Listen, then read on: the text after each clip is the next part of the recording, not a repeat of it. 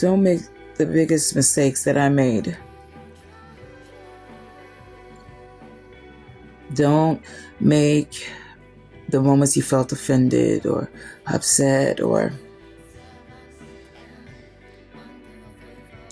allow your ego, your lack of humility for you to make one of the biggest mistakes of your life. You know, for so many years, I wasted my time in my life living life alone. And I wasn't created to do that, and I wasn't made or built to do that. None of us are. No matter how much you guys want to act like y'all strong.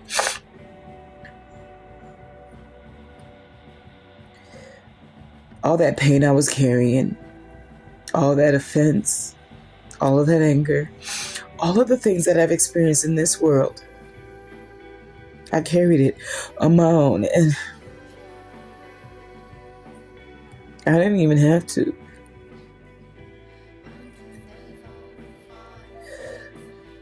I was living on a prayer, like I'm sure a lot of you guys are.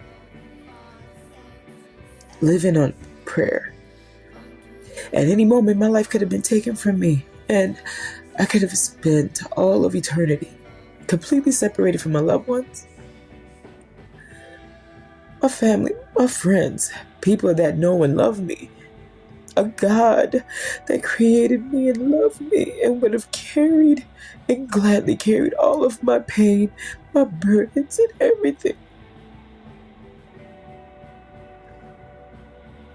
But I want to hold on to the offense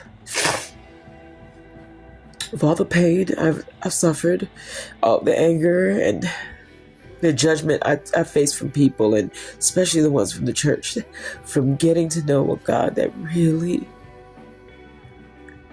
really adored me, who was willing to fight for me, not only for me and with me, but through me, lend me His power, His strength, His mercy, His kindness, everything, to get me back to where I belong. Home.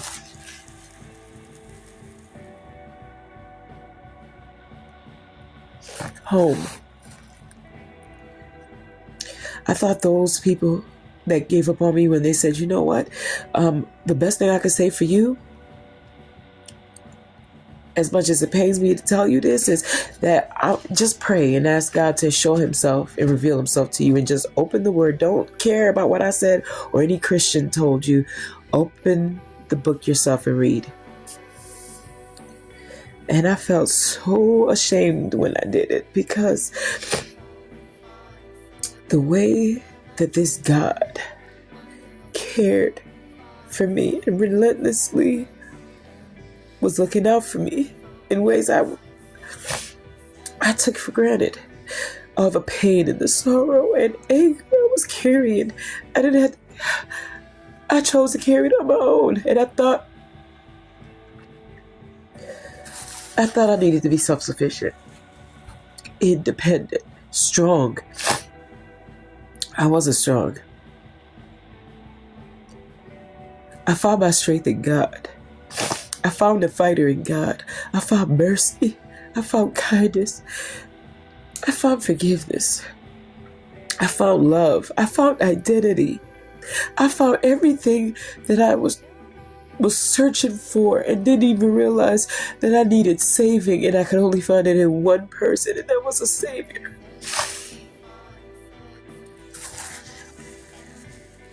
So yeah, don't make the same mistakes like I did. Looking for God in all of the wrong handmade idols, in people and things. And I'm going to say to you, like the ones who cared and loved me told me, ask God to reveal Himself and open that book and seek Him while you still can. And stop living on a prayer. Because when it's all said and over, all of eternity living in regret versus one moment is a huge difference. There are moments I think that, I have a God that loves me beyond words. That even when I open my Bible and I read it and I see just how mighty He is, how consistent He is, how loyal He is, how strong He is, just how willing and able He is here to just be in complete servitude in helping me life. How He was able to put me back together, recreate me as a woman I was created to be, with a life that had so much meaning, so much purpose. And I laugh at myself and I think I became those people, the very same people I used to laugh at, that had faith. Because I thought, how can you believe this person that's invisible? Like, they're brainwashed, or just a lot of foolishness, I thought, and I believed. And I became these people. But you know what? I'm glad that was the best decision I've ever made in my entire life. Because every day I was living and breathing and walking this earth on a prayer. Life could have been snuffed right from me. There have been many times in my life that my life could have been taken from me. Has been taken from me. And that could have been it for me. But because of His love and mercy, I came back and still wanted to live. With a chip on my shoulder, with a know-it-all attitude, with the ego and ignorance that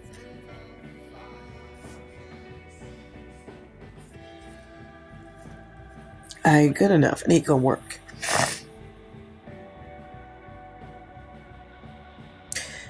And I thank God that as hard-headed as I am,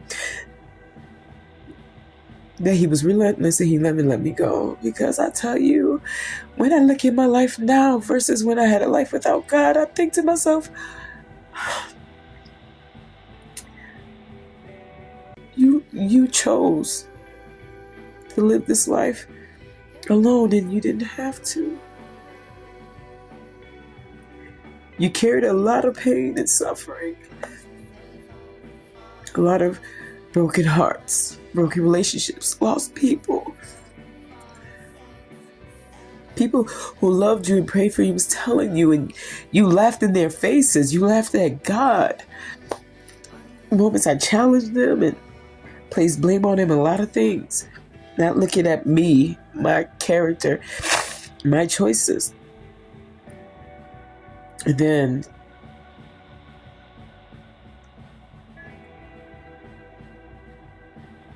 I realized that I can't do it on my own. Like, I'm so desperate, God.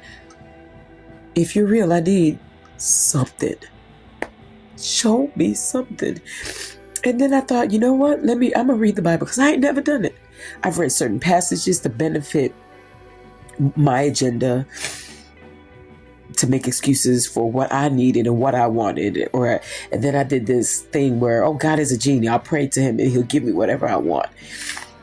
But when I actually read the Bible for myself, I realized just how beautiful and amazing God really is. So seek Him while you can. Don't trust me. Don't believe me. Read what you're giving up.